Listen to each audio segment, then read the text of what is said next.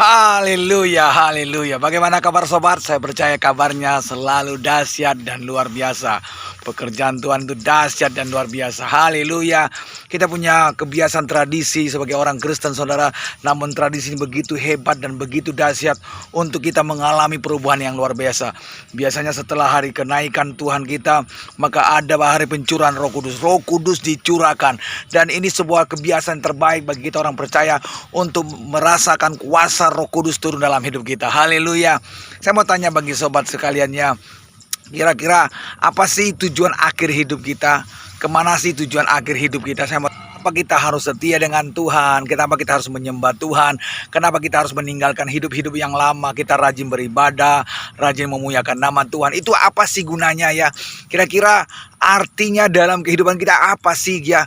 Ya, kita sungguh-sungguh di hadapan Tuhan, kita setia di hadapan Tuhan, kita meninggalkan kehidupan yang kebiasaan yang lama. Apa sih tujuan akhir hidup kita? Saya kasih tahu, tujuan akhir hidup kita adalah sorga. Haleluya. Kita tujuannya kita mau masuk dalam kerajaan sorga. Tapi saya kasih tahu, ternyata ingin masuk dalam kerajaan sorga itu punya kriteria, amin. Punya standar, sorga punya standar saudara. Bukan hanya di dunia ini punya standar ya. Kalau kita punya helm ya, kita lihat dalam helm kita ini ada tulisan SNI, berarti sesuai dengan standar Indonesia. Nah, ketika kita mendaftarkan diri kita ikut TNI, saudara, kita ada standar untuk menjadi TNI. Tidak semua orang bisa jadi polisi, tidak semua orang bisa jadi TNI, tidak bisa semua jadi ASN, tidak semua. Hanya orang-orang yang terpilih saja. Demikian juga dalam kerajaan sorga Tuhan. Tuhan tidak banyak orang ingin masuk dalam kerajaan sorga. Banyak orang ingin jadi orang Kristen, banyak orang ingin masuk dalam kerajaan sorga. Tapi tidak semua. Banyak orang yang terpanggil, tapi sedikit yang terpilih, saudara. Banyak orang menjadi orang Kristen, banyak menjadi orang percaya, tapi sedikit yang terpilih. Hanya beberapa orang yang terpilih. Berarti sorga punya standar. Haleluya. Dalam Yohanes pasal ketiga ayatnya yang kelima berkata, "Oh, jawab Yesus, jika kita tidak lahir dari air dan roh, maka kita tidak layak masuk dalam kerajaan Allah." Itu luar biasa, jawaban yang sangat luar biasa.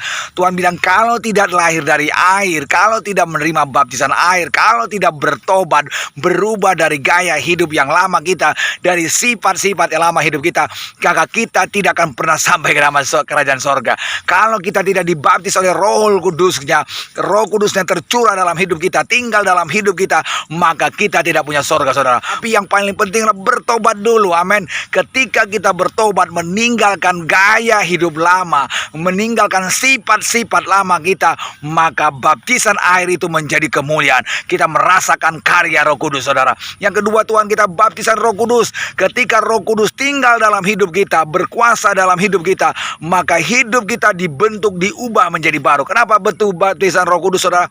Baptisan air. Ketika kita dibaptis air, saudara, ketika kita keluar dari air, dosa kita sudah diampuni, tapi daging kita ini masih daging yang lama, yang suka berbuat dosa, saudara.